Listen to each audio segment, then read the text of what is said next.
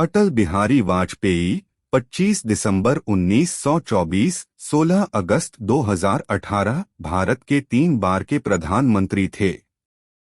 वे पहले 16 मई से 1 जून 1996 तक तथा फिर 1998 में और फिर 19 मार्च 1999 से 22 मई 2004 तक भारत के प्रधानमंत्री रहे। वे हिंदी कवि, पत्रकार व एक प्रखर वक्ता थे।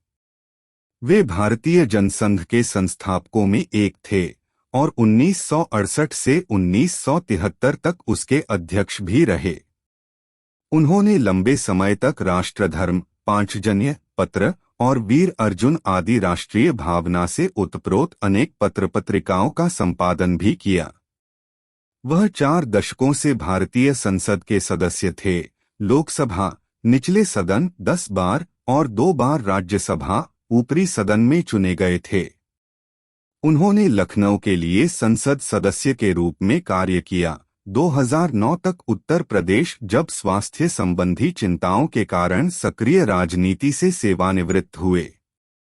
अपना जीवन राष्ट्रीय स्वयंसेवक संघ के प्रचारक के रूप में आजीवन अविवाहित रहने का संकल्प लेकर प्रारंभ करने वाले वाजपेयी राष्ट्रीय जनतांत्रिक गठबंधन राजग सरकार के पहले प्रधानमंत्री थे, जिन्होंने गैर कांग्रेसी प्रधानमंत्री पद के 5 वर्ष बिना किसी समस्या के पूरे किए।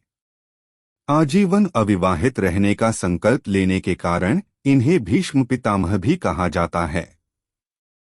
उन्होंने 24 दलों के गठबंधन से सरकार बनाई थी, जिसमें 81 मंत्री थे। 2005 से वे राजनीति से संन्यास ले चुके थे और नई दिल्ली में 6 कृष्णा मेनन मार्ग स्थित सरकारी आवास में रहते थे। 16 अगस्त 2018 को एक लंबी बीमारी के बाद अखिल भारतीय आयुर्विज्ञान संस्थान दिल्ली में श्री वाजपेयी का निधन हो गया। वे जीवन भर भारतीय राजनीति में सक्रिय रहे। आरंभिक जीवन। उत्तर प्रदेश में आगरा जनपद के प्राचीन स्थान बटेश्वर के मूल निवासी पंडित कृष्ण बिहारी वाजपेयी मध्य प्रदेश की ग्वालियर रियासत में अध्यापक थे। वहीं शिंदे की छावनी में 25 दिसंबर 1924 को ब्रह्म मुहूर्त में उनकी सहधर्मिणी कृष्णा वाजपेयी से अटल जी का जन्म हुआ था। पिता कृष्ण बिहारी वाजपेयी ग्वालियर में अध्यापन कार्य तो करते ही थे, इसके अतिरिक्त वे हिंदी व ब्रज भाषा के सिद्धहस्त कवि भी थे। पुत्र में काव्य के गुण वंशानुगत परिपाटी से प्राप्त हुए। महात्मा रामचंद्र वीर द्वारा रचित अमर कृति विजय पताका पढ़कर अटल जी के जीवन की दिशा ही बदल गई। अटल जी की BA की शिक्षा ग्वालियर के विक्टोरिया कॉलेज, वर्तमान में लक्ष्मीबाई कॉलेज, में हुई। छात्र जीवन से वे राष्ट्रीय स्वयंसेवक संघ के स्वयंसेवक बने और तभी से राष्ट्रीय स्तर की वाद विवाद प्रतियोगिताओं में भाग लेते रहे। कानपुर के DAV कॉलेज से राजनीति शास्त्र में MA की परीक्षा प्रथम श्रेणी में उत्तीर्ण की। उसके बाद उन्होंने अपने पिताजी के साथ साथ कानपुर में ही LLB की पढ़ाई भी प्रारंभ की, लेकिन उसे बीच में ही विराम देकर पूरी निष्ठा से संघ के कार्य में जुट गए। डॉ श्यामा प्रसाद मुखर्जी और पंडित दीनदयाल उपाध्याय के निर्देशन में राजनीति का पाठ तो पढ़ा ही, साथ साथ पांचजन्य, राष्ट्रधर्म, दैनिक स्वदेश और वीर अर्जुन जैसे पत्र पत्रिकाओं के संपादन का कार्य भी कुशलता पूर्वक करते रहे। सर्वतोमुखी विकास के लिए किए गए योगदान तथा असाधारण कार्यों के लिए 2015 में उन्हें भारत रत्न से सम्मानित किया गया। राजनीतिक जीवन। वह भारतीय जनसंघ की स्थापना करने वालों में से एक थे और सन 1968 से 1973 तक वह उसके राष्ट्रीय अध्यक्ष भी रह चुके थे।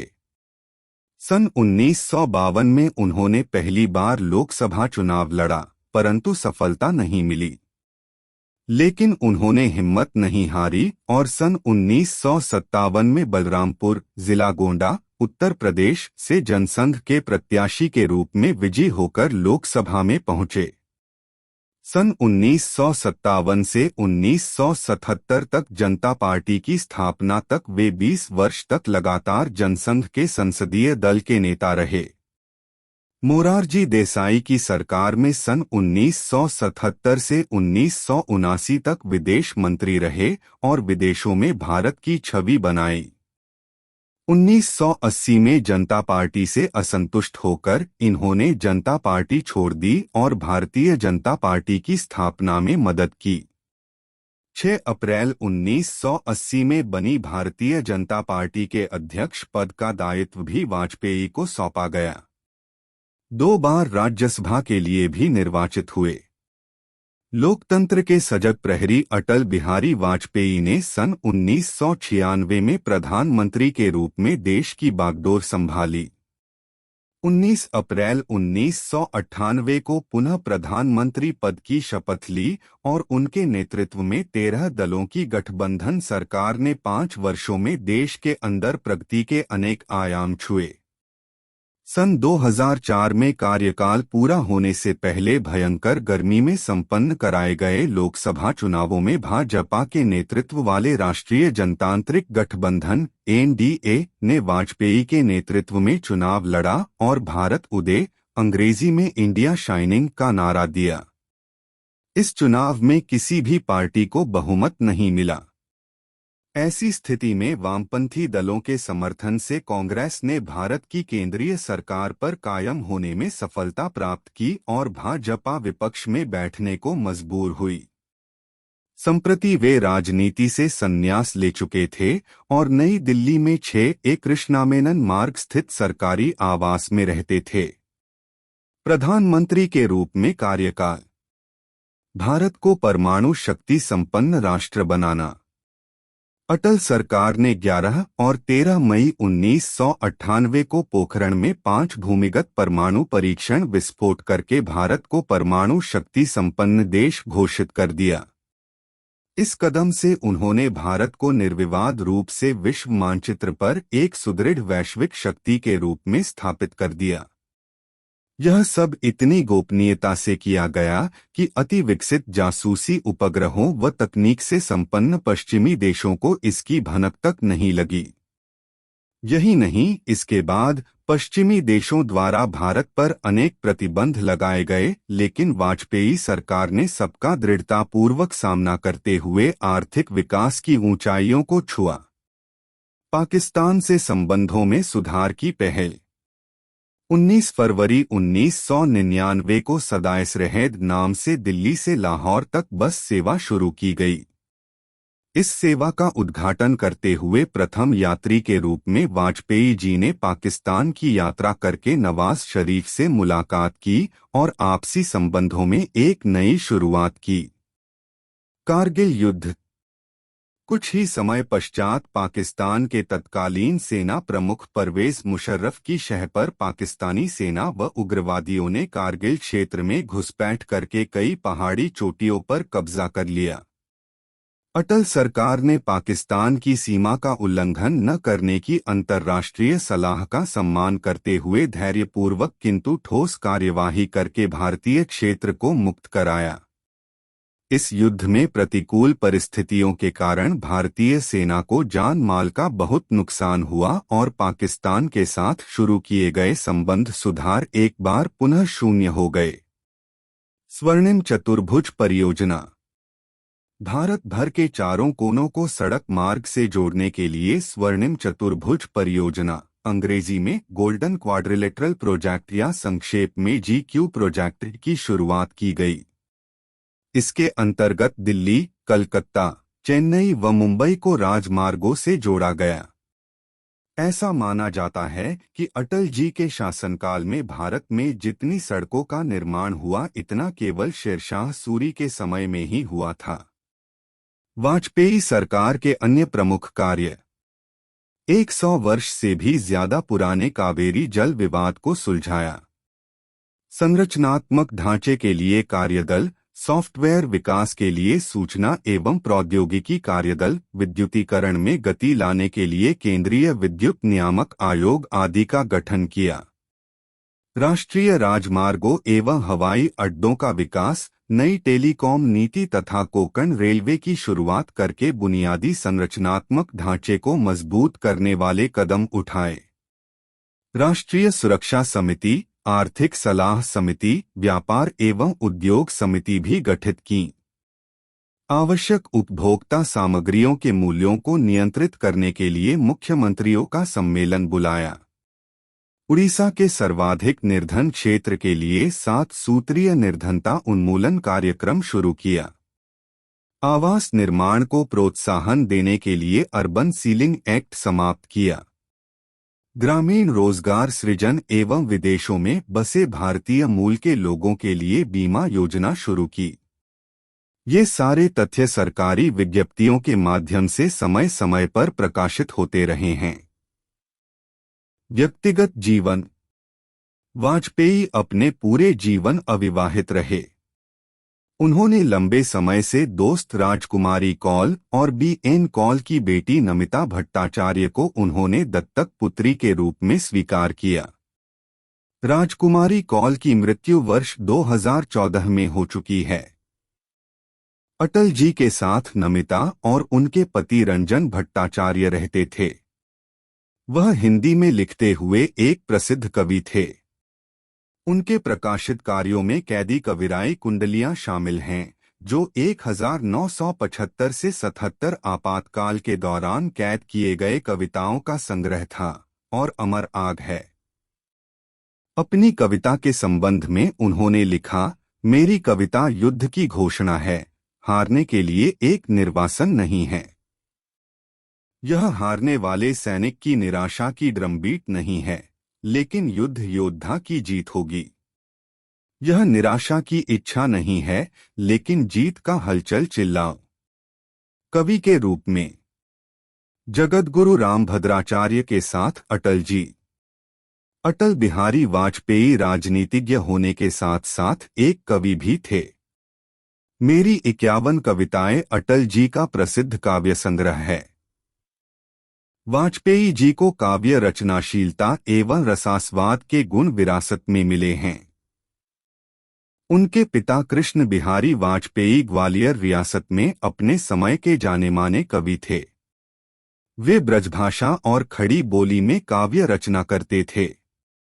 पारिवारिक वातावरण साहित्यिक एवं काव्यमय होने के कारण उनकी रगों में काव्य रक्तरस अनवरत घूमता रहा है। उनकी सर्वप्रथम कविता ताजमहल थी। इसमें श्रृंगार रस के प्रेम प्रसून न चढ़ाकर एक शहंशाह ने बनवा के हंसी ताजमहल हम गरीबों की मोहब्बत का उड़ाया है। मजाक की तरह उनका भी ध्यान ताजमहल के कारीगरों के शोषण पर ही गया। वास्तव में कोई भी कवि हृदय कभी कविता से वंचित नहीं रह सकता। अटल जी ने किशोर वय में ही एक अद्भुत कविता लिखी थी, हिंदू तन मन हिंदू जीवन रग रग हिंदू मेरा परिचय, जिससे यह पता चलता है कि बचपन से ही उनका रुझान देश हित की तरफ था। राजनीति के साथ साथ समष्टि एवं राष्ट्र के प्रति उनकी वैयक्तिक संवेदनशीलता आद्योपांत प्रकट होती ही रही है। उनके संघर्षमय जीवन, परिवर्तनशील परिस्थितियां, राष्ट्रव्यापी आंदोलन, जेल जीवन आदि अनेक आयामों के प्रभाव एवं अनुभूति ने काव्य में सदैव ही अभिव्यक्ति पाई। विख्यात गजल गायक जगजीत सिंह ने अटल जी की चुनिंदा कविताओं को संगीतबद्ध करके एक एल्बम भी निकाला था। मृत्यु। अटल बिहारी वाजपेयी जी को 2009 में दिल का एक दौरा पड़ा था, जिसके बाद वह बोलने में असक्षम हो गए थे। उन्हें 11 जून 2018 में किडनी में संक्रमण और कुछ अन्य स्वास्थ्य समस्याओं की वजह से अखिल भारतीय आयुर्विज्ञान संस्थान एम्स में भर्ती कराया गया था, जहां 16 अगस्त 2018 को शाम 5:05 बजे उनकी मृत्यु हो गई। उनके निधन पर जारी एम्स के औपचारिक बयान में कहा गया, पूर्व प्रधानमंत्री अटल बिहारी वाजपेयी ने 16 अगस्त 2018 को शाम 5:05 बजे अंतिम सांस ली। पिछले 36 घंटों में उनकी तबीयत काफी खराब हो गई थी। हमने पूरी कोशिश की पर आज उन्हें बचाया नहीं जा सका। उन्हें अगले दिन 17 अगस्त को हिंदू संस्कृति पद्धति के अनुसार अंतिम संस्कार किया गया। उनकी दत्तक पुत्री नमिता कौल भट्टाचार्य ने उन्हें मुखाग्नि दी। उनका समाधि स्थल राजघाट के पास शांति वन में बने स्मृति स्थल में बनाया गया है। उनकी अंतिम यात्रा बहुत भव्य तरीके से निकाली गई, जिसमें प्रधानमंत्री नरेंद्र मोदी समेत सैकड़ों नेतागण पैदल चलते हुए गंतव्य तक पहुंचे। वाजपेयी के निधन पर भारत भर में 7 दिन के राजकीय शोक की घोषणा की गई। अमेरिका, चीन, बांग्लादेश, ब्रिटेन, नेपाल और जापान समेत विश्व के कई राष्ट्रों द्वारा उनके निधन पर दुख जताया गया। अटल जी की अस्थियों को देश की सभी प्रमुख नदियों में विसर्जित किया गया। अटल जी की प्रमुख रचनाएं। उनकी कुछ प्रमुख प्रकाशित रचनाएं इस प्रकार हैं। रग-रग हिंदू मेरा परिचय, मृत्यु या हत्या, अमर बलिदान, लोकसभा में अटल जी के वक्तव्यों का संग्रह, कैदी कविराय की कुंडलियां, संसद में 3 दशक, अमर आग है, कुछ लेख, कुछ भाषण, सेक्युलरवाद, राजनीति की रपटीली राहें, बिंदु बिंदु विचार इत्यादि। मेरी 51 कविताएं।